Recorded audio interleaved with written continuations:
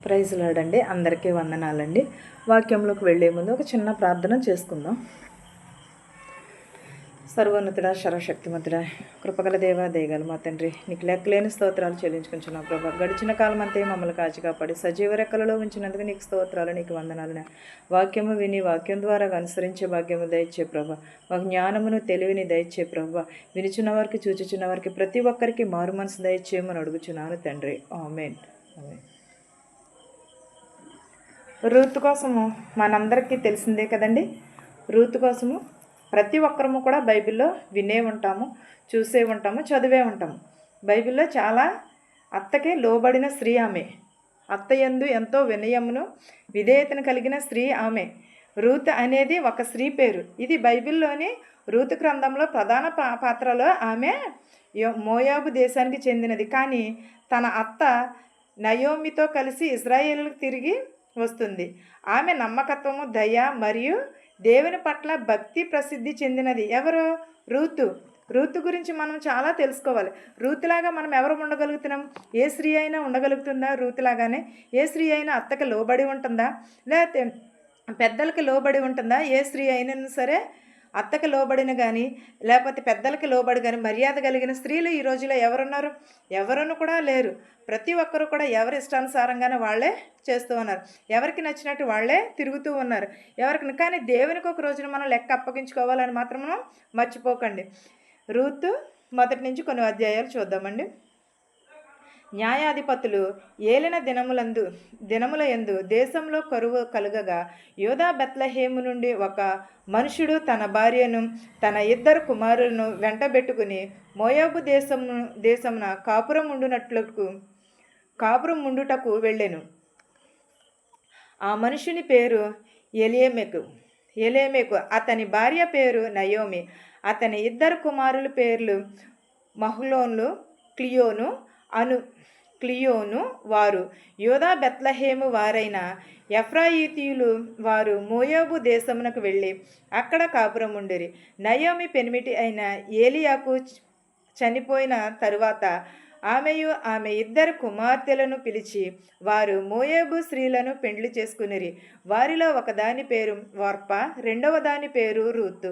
వారు ఇంచుమించు 10 సంవత్సరములు అక్కడ నివసించిన తరువాత మహ్లోను, క్లియోనను ఇద్దరును చనిపోయిరి. కాగా ఆ స్త్రీ తాను కనిన 2 కుమారులను తన పెనిమిటియు లేనిదాయను. వారికి ఆహారం ఇచ్చుటకు యెహోవా తన జనులను దర్శనమిచ్చును. ఎలాగో రూతు భర్త చనిపోయాడు, మామగారు చనిపోయారు, బావగారు చనిపోయారు కూడా. తన భర్త సహోదరుడైన వారు కూడా చనిపోయారు. చనిపోయిన తర్వాత వారు ఒంటరివారు అయిపోయారు.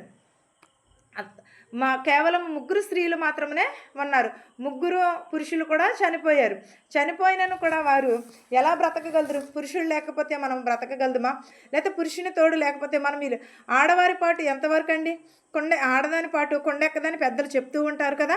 అలాగే ఆడవారు పురుషుడు లేకపోతే వ్యర్థము. పురుషుడు లేకపోతే బయటికి వెళ్ళి కూడా మనం ఏది కూడా చేయలేము. పురుషుడు చేసిన దానిలో అరవంతు కూడా మనం చేయలేము. పురుషుని వలనే మనకు మర్యాద. పురుషుడు లేకపోతే మనకి మర్యాద ఉండదు, ఒక గౌరవం ఉండదు. సంఘంలో మనం ఎలా ఉంటాము? మనం ఎందుకు పనికిరాని వారిలాగా ఒక చెత్త కాగితము వలె ఉంటాము. కానీ ఈమె కోడళ్ళను తీసుకుని ఎక్కడికి వెళుతుంది? ఇశ్రాయేలు దేశమునకు బయలుదేరుచున్నది. మోయాబు స్త్రీలను పెండ్లి చేసుకున్నారు. వారి కుమారులు 2 కూడా. వారి కోడళ్ళ పేరు వర్ప, రూతును. ఇంచుమించు వారు 10 సంవత్సరములు నివసించారు అక్కడ. తరువాత క్లిమోను వద్ద చనిపోయిరి. స్త్రీలు అతని 2 కుమారులను కూడా పెనిమిటి కూడా లేనందున వారికి ఆహారం ఇచ్చుటకు యెహోవా తన జనులను దర్శించెను. ఆమె మోయాబు దేశంలో వినెను గనుక మోయాబు దేశము విడిచి వెళ్ళుటకై ఆమెయు ఆమె గొడ్రాలను ప్రయాణమైరి. ఆమె కోడండ్రులను ప్రయాణమైరి. అప్పుడు ఆమెయున్న స్థలము నుండి ఆమెతో కూడా ఆమె 2 కోడండ్లను బయలుదేరి యూదా దేశమునకు తిరిగి పోవాలనని మార్గమున వెళ్ళుచుండగా నయోమి తన 2 కోడళ్లను చూచి, మీరు మీ తల్లుల ఇండ్లకు తిరిగి వెళ్ళుడి. చనిపోయిన వారి నా ఎడలను మీరు దయచూపినట్లు యెహోవా మీ ఎడల దయచూపునుగాక. ఏమంటుంది? కోడల్ని కేకేసి ఆమె, మీరు మీ అమ్మగారింటికి వెళ్ళిపోండి, నా కుమారులు ఇద్దరును కూడా చనిపోయినారు, మీరు ఇంతవరకు నా మీద చూపించిన దయ చాలు నాకు.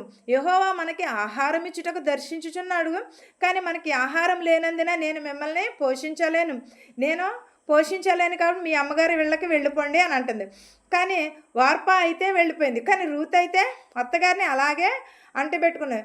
రూతు బెత్లెహేము నుండి వచ్చి నయోమిని అనే ఇశ్రాయేలు స్త్రీకి కోడలు. ఎవరు రూతు? ఎవరండి?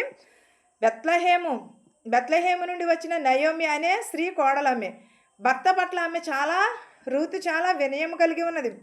ఆమె కోడళ్ళిద్దరినీ కూడా వాళ్ళని వెళ్ళిపోమంటుంది. వెళ్ళిపోయి మార్గము సిద్ధము చేసుకోండి అంటుంది. నయోమి తన కోడళ్ళిద్దరిని చూసి కూడా, మీరు మీ తల్లుల ఇండ్లకి వెళ్ళిడి, చనిపోయిన వారి ఎడలను నా ఎడలను మీరు దయచూపునట్లు యెహోవా మీ ఎడల దయచూపును గాక అని అంటున్నారు. మీరు ఎలా అయితే నా ఎడల దయచూపారో మీకు కూడా యెహోవా అలాగే దయచూపును గాక అని ఆమె చెప్పుచున్నది నయోమి కోడళ్ళకి. వారు ఏమంటున్నారో ఒకసారి చూద్దామండి. మీలో ఒకతే పెండ్లి చేసుకుని తన ఇంటి నెమ్మది నొందునట్లును యెహోవా దయచేయనుగాక అని వారితో చెప్పి వారిని ముద్దు పెట్టుకున్నాను. ఎవరిని? ఆమె, మీరు ఇద్దరు కూడా వెళ్ళి మీ అమ్మగారింట్లోకి వెళ్ళి మీరు మళ్ళీ పెండ్లి చేసుకునుడి అని వారిద్దరు కోడల్ని కూడా ముద్దు పెట్టుకున్నాం. అంతటా వారు ఎలుగెత్తి ఏడ్చి, నీ ప్రజల యొద్దకు నీతో కూడా వచ్చేదమని ఆమెతో చెప్పగా, నయోమి, నా కుమార్తెలారా, మీరు మరలుడి, నాతో కూడా మీరు రానేలా, మిమ్మల్ని పెండ్లి చేసుకున్నటకై ఇక కుమారులు నా గర్భమున నుందురా. నా కుమార్తెలారా, తిరిగి వెళ్ళుడి, నేను పురుషునితో నుండలేని ముసలిదానను, నాకు నమ్మిక కలదని చెప్పి ఈ రాత్రి పురుషునితో నుండి కుమారులను కనినను. వారు పెద్దవారగు వరకు వారి కొరకు మీరు కనిపెట్టుకుందురా. మీరు వారి కొరకు కనిపెట్టుకుని పురుషులు లేక ఎట్టి మోయాటి మొరటి కత్తెలై ఇందురా. నా కుమార్తెలారా, అది కూడా యెహోవా నాకు విరోధి ఆయను.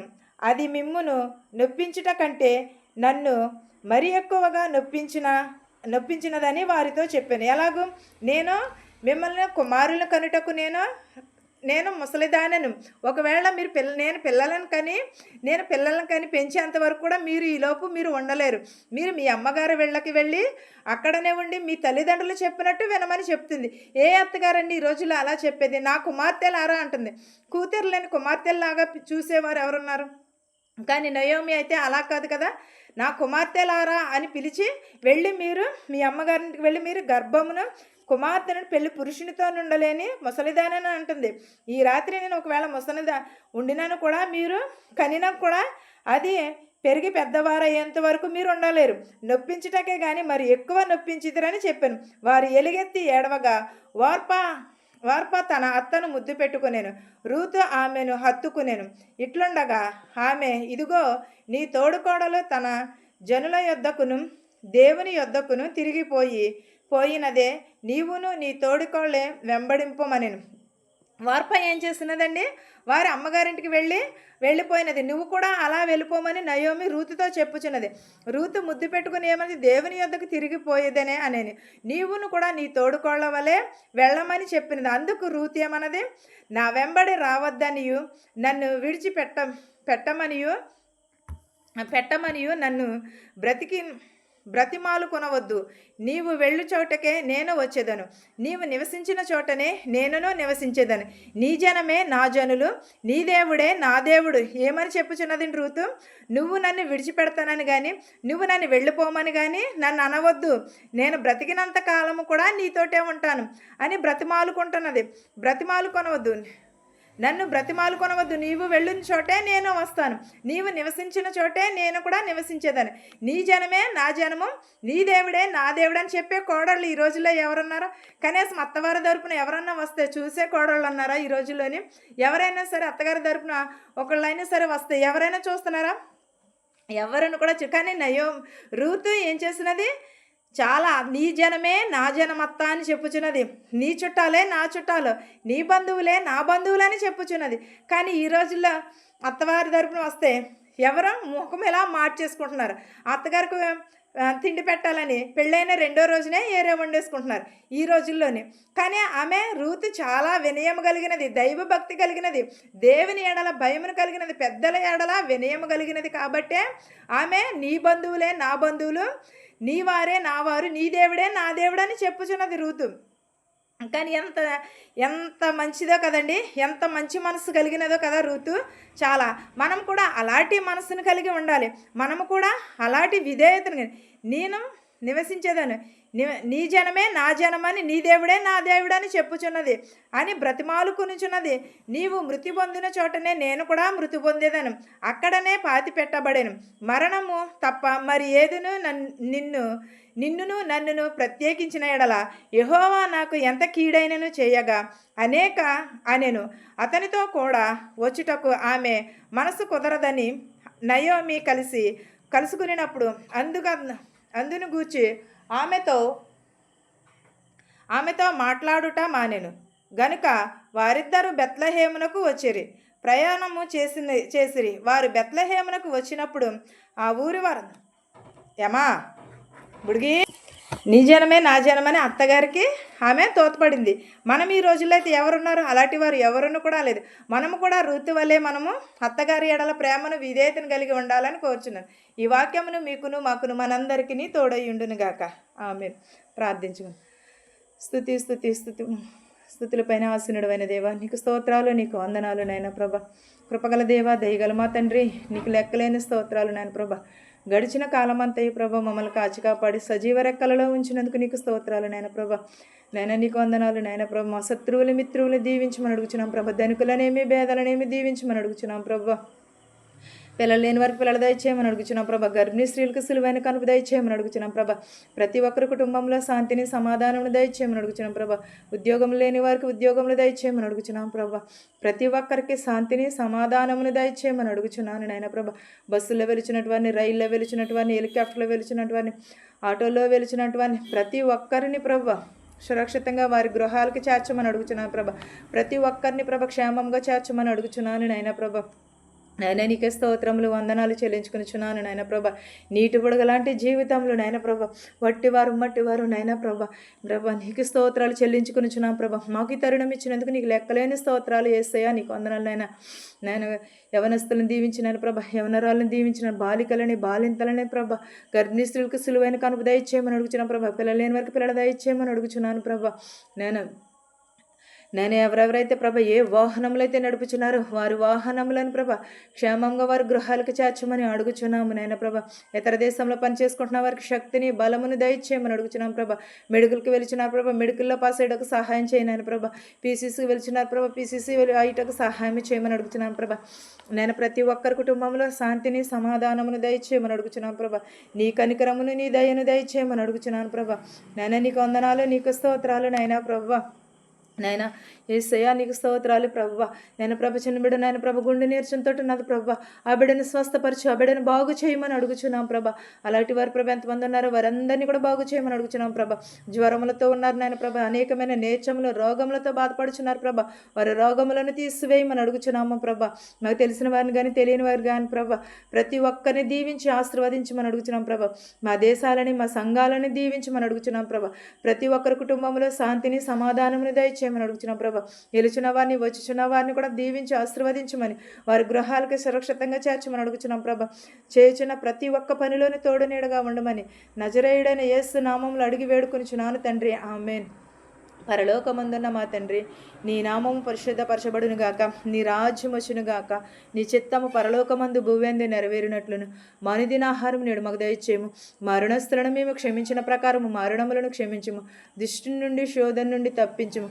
రాజ్యమును శక్తియు మహిమయు నిరంతరము నీవై ఉన్నావు మా తండ్రి, ఆమేన్ ఆమేన్. అందరికీ వందనాలు.